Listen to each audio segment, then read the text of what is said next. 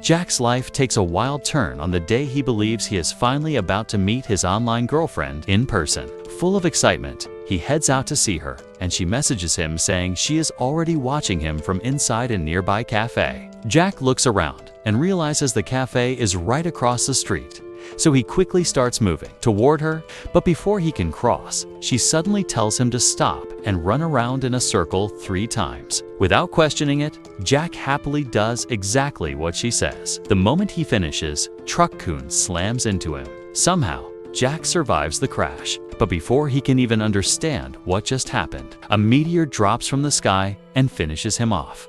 When Jack opens his eyes again, he finds himself in a mysterious place he has never seen before. Nearby, he notices a man who casually tells Jack that this is already his 2nd time arriving there. Then the man flies away using a jetpack. Jack spots a strange tube and starts wondering where it leads. But before he can figure anything out, a jetpack suddenly appears on his own back as well. The jetpack launches him forward, and Jack is pulled into the tube. On the other side, he sees that the same man has been placed on an auction stage. However, nobody seems interested in bidding for him because, during his first reincarnated life, he apparently failed to accomplish anything impressive. Eventually, a bizarre-looking creature makes a bid for the man, but right after that, the man is transformed into a bacterium. Before Jack can react, his jetpack carries him straight onto the auction platform. The crowd is shocked when they realize a real human from Earth has appeared. At first, everyone wants to take him to their own planet,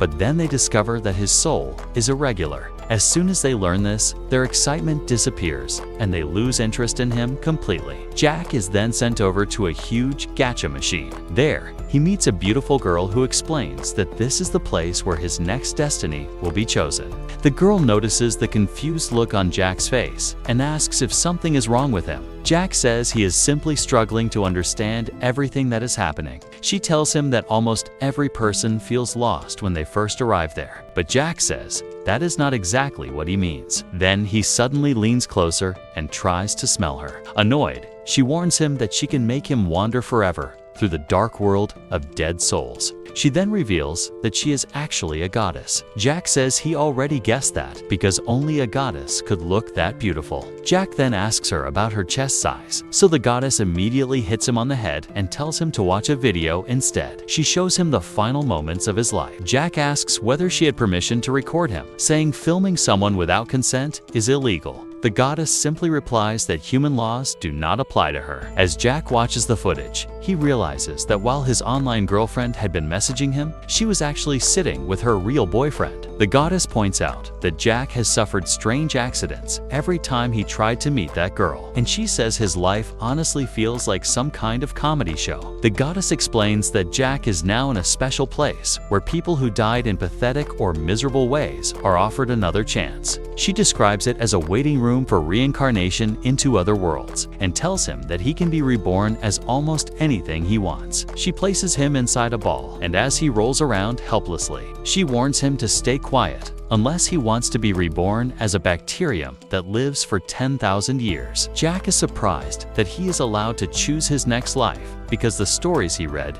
never worked like that. The goddess proudly says she is better than those other goddesses. It also explains that popular worlds usually have very long waiting times. She asks Jack whether he wants to enter a world that another goddess abandoned halfway through creating. Jack immediately dislikes the idea, so she calls him too picky. After looking through the options, Jack finally finds a world that he actually likes. He transforms into a heroic-looking figure and gets ready to go there, but then he is shocked when he learns that the waiting period is more than 50,000 years. The goddess tells him that, with only a 500-year wait, he could be sent to a village where every person only repeats one line of dialogue. She then shows him less popular options. One world would let him become a hero, but everyone there would secretly laugh at him behind his back, and the waiting time is only 5 minutes. Jack then asks about becoming a demon king, so the goddess changes his appearance into that of a demon. However, she explains that he would still need to wait more than 27,000 years. Jack wonders how long it would take to enter a world where the demon king has already been defeated, because he thinks he could spend the rest of his life enjoying a harem of girls. But the goddess tells him that even that option still requires waiting for thousands of years. Finally, she brings up another world where the Demon King is constantly mocked behind his back. She says the waiting time for that world is only 8 minutes. But Jack refuses that option too, because he has no interest in living in a world where everyone laughs at him. The goddess tells Jack that he can reach a much better world, but only if he comes up with an idea that no one has ever imagined before. Still, she is sure he will be trapped there for ages, because she already understands what kind of person he is. A pervert who only wants pretty girls, exciting adventures, and an easy life. Then she tells him to choose quickly because her favorite show is about to start, and if Jack makes her miss it, she threatens to reincarnate him as a tiny microbe. She explains one important rule to him. If he picks a world and then lives a life that does not satisfy him, he will be sent right back to this place again. So she warns him to think carefully and not ruin his second chance. Jack finally decides what he wants and says he wants to become a hero with insanely powerful abilities, surrounded by a harem of beautiful girls and with a happy ending waiting for him. But the goddess tells him that option has a waiting time of more than 60,000 years. Hearing this, Jack immediately changes his request and asks to become the hero's rib instead. The goddess is shocked by such a strange wish, but Jack explains that if he becomes the hero's rib, then all the beautiful girls hugging and touching the hero will also be touching him.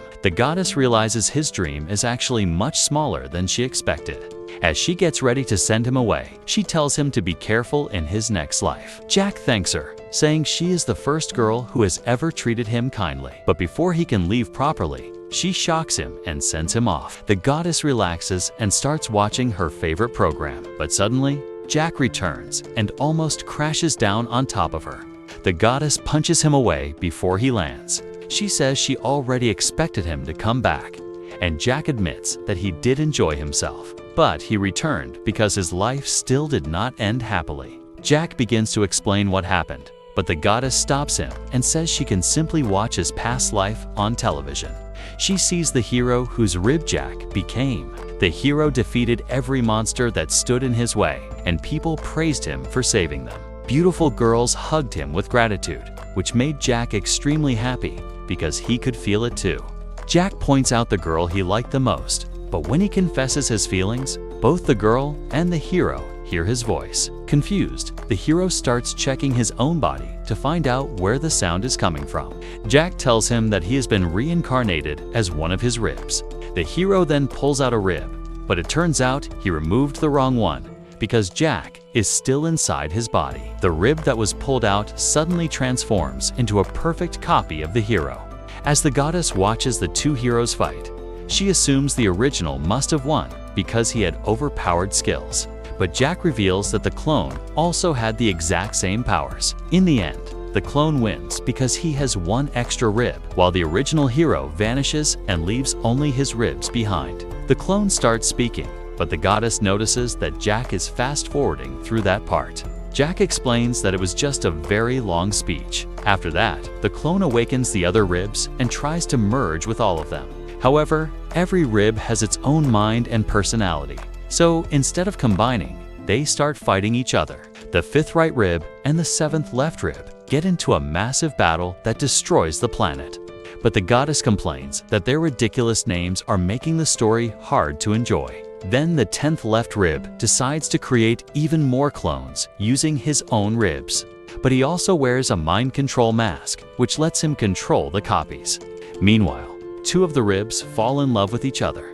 Jack, on the other hand, gets bitten by an animal-type heroine, and instead of being upset, he actually enjoys it. Later, the third left rib uses a powerful rib miracle and wins the battle. Everyone except Jack ends up buried. After a long time, Jack is discovered by a heroine who loves farming. She turns him into fertilizer, but Jack still does not feel satisfied with how his life turned out. He is sent back to the goddess once again. The goddess points out that, from what she saw, he actually had plenty of fun during that lifetime. But Jack says he still cannot move on because he wants her to fill him up instead.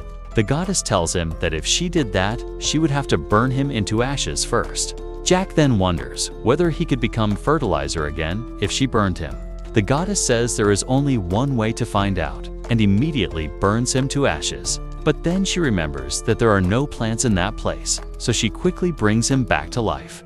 Jack admits that he has no clue where he should reincarnate next. To help him decide, the goddess gives him a strange, box-shaped creature that can choose the right world for him.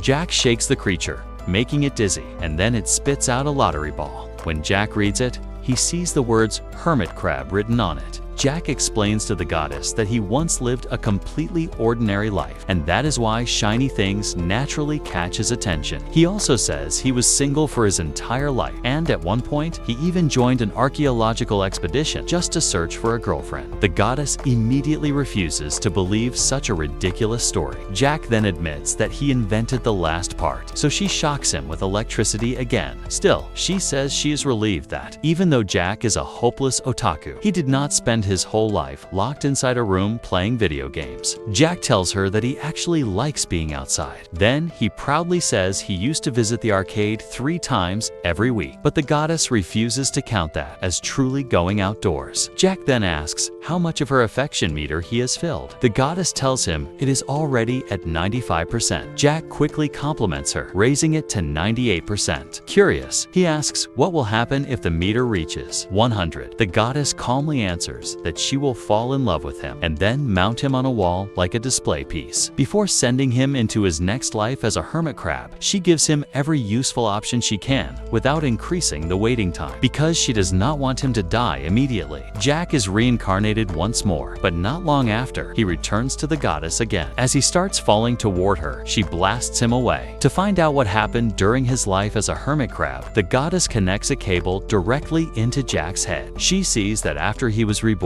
the hero took him in because of the bonus she had given him. Jack became the hero's strongest weapon, but after a while, since a curse prevented him from throwing Jack away completely, the hero simply placed him back into the water. However, Jack still technically belonged to the hero. Later, Jack discovered the sea goddess Latasha and rescued her from her captors. But right after that, a gigantic monster appeared. Jack fought the monster and got injured during the battle, but he still managed to damage one of its eyes. He was then rescued by a fish that had been sunbathing nearby, though the goddess refuses to believe this part of the story. That fish eventually became Jack's master, but after it died, Jack awakened an ultimate ability. He returned to face the monster again and defeated it by slicing off its head. The goddess is disappointed, however, because he won without using his ultimate attack. After everything settled down, Jack began dating Latasha. He asks the goddess if she feels jealous, but she does not understand why he came back if that life gave him a happy ending. Jack explains that Latasha died when she tried to equip him because he still belonged to the hero. Because of that, Jack went after the hero for revenge. But instead of killing each other, the two recognized one another's strength. The hero then asked Jack to help defeat Glazray, the ruler of Purgatory. Jack went to confront Glazray and declared that he would avenge the hero's death. But he was so tiny that Glazray barely even noticed him. The goddess becomes confused and asks when the hero died. Jack explains that after the hero passed his power on to him, Glazray's servants killed him. Jack then defeated Glazray using his ultimate ability. He says Glazray's death was exactly like his master's, which makes the goddess realize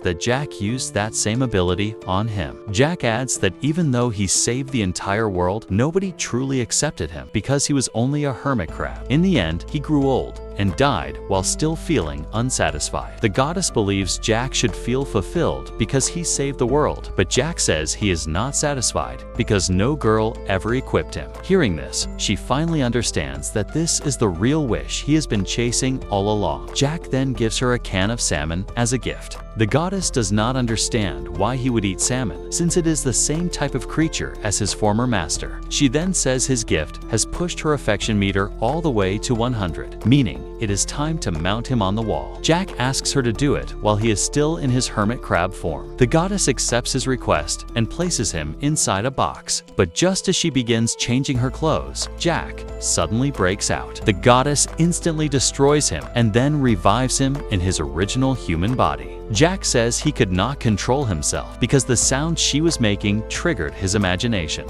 In response, she slams him into the ground. After that, Jack shakes the strange box once again, and it spits out another lottery ball. This time, the words written on it say, "The door to the Demon King's castle." Jack is reincarnated again, but this time he becomes a door inside the Demon King's castle. He wonders why the animation keeps using the exact same scene for every reincarnation. The goddess casually explains that anime studios are always short on staff, so they have to reuse whatever they can. Eventually, Jack returns to her once more. The goddess says she is hungry, so Jack begins preparing food for her. But while he cooks, she plugs the cable into his head again to watch everything that happened during his latest life. Jack explains that at first, he was the right side door in the Demon King's throne room. One day, when a demon tried to enter, Jack suddenly sneezed and accidentally crushed the demon between the doors. He says the room was extremely dusty, and because the Demon King was holding a lion, Jack's cat allergy was triggered. Later, one of the demon army's strongest members, known as the Undefeated General, arrived to meet the Demon King. Jack kept smashing him again and again. The goddess is shocked that the demon still has not died after all that. Jack explains that the general was incredibly tough, but after being crushed repeatedly, even he finally died. Because of Jack, most of the Demon King's generals were eventually wiped out. Jack then discovered that the left side door had also been reincarnated. However, the two of them never got along because the left door was completely loyal to the Demon King. The goddess asks why the Demon King did not simply remove Jack from the room. Jack explains that because of his special power, whenever he spoke, the Demon King thought the voice was only coming from inside his own head. As time passed, the Demon King's army began losing badly against the humans. Eventually, a hero arrived at the castle to challenge him,